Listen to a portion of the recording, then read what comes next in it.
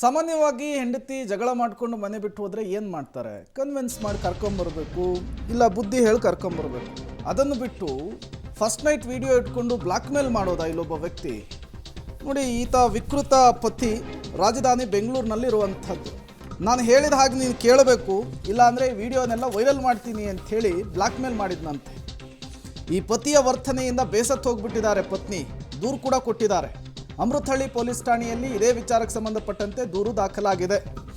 First night ವಿಡಿಯೋವನ್ನು ಮಾಡಿಟ್ಕೊಂಡಿದ್ದು ಅಲ್ಲದೇನೆ ಅದನ್ನು ಹೆಂಡತಿ ಕಳಿಸಿ ಬ್ಲ್ಯಾಕ್ ಮೇಲ್ ಮಾಡ್ತಾ ಇದ್ನಂತೆ. ಫಸ್ಟ್ ಆಫ್ ಆಲ್ ಇವನು ಕೆಲಸ ಕಾರ್ಯ ಬಿಟ್ಟು ಮನೆಯಲ್ಲೇ ಇದ್ದವನು, ಆನ್ಲೈನ್ ಗೇಮ್ನ ಚಟಕ್ಕೆ ಬಿದ್ದವನು, ಮೈ ತುಂಬ ಸಾಲ ಮಾಡಿಕೊಂಡವನು. ಈತನ ವರ್ತನೆ ನೋಡಿ ಸಾಕಿ ಒಂದು ಸಹವಾಸ ಅಂಥೇಳಿ ಹೆಂಡತಿ ತವ್ರ ಮನೆಗೆ ಹೋಗಿದ್ಲು. ಈಕೆಯನ್ನು ಹೇಗೆ ವಾಪಸ್ ಕರೆಸಬೇಕು ಅಂಥೇಳಿ ಈತ ಯೋಚನೆ ಮಾಡ್ತಾ ಇದ್ದಂತಹ ಸಂದರ್ಭದಲ್ಲಿ ಆಯ್ಕೆ ಮಾಡಿಕೊಂಡಂತಹ ದಾರಿ ಇದು. ವಿಚಿತ್ರವಾಗಿ ರೋದನೆ ಕೊಡ್ತಾ ಇದ್ದಂತೆ, ವಿಪರೀತವಾಗಿ ಹಿಂಸೆ ಕೊಡ್ತಿದ್ದಂತೆ. ನೋಡುವಷ್ಟು ನೋಡಿದ್ಲು. ಪೊಲೀಸ್ ಠಾಣೆಯ ಮೆಟ್ಟಿರೇರಿ ಈಗ ಕಂಪ್ಲೇಂಟ್ ಕೊಟ್ಟಿದ್ದಾರೆ. ತನ್ನ ಗಂಡನ ವಿರುದ್ಧವೇ ಬ್ಲ್ಯಾಕ್ ಮೇಲ್ನ ಆರೋಪವನ್ನು ಮಹಿಳೆ ಮಾಡ್ತಾ ಇರುವಂಥದ್ದು.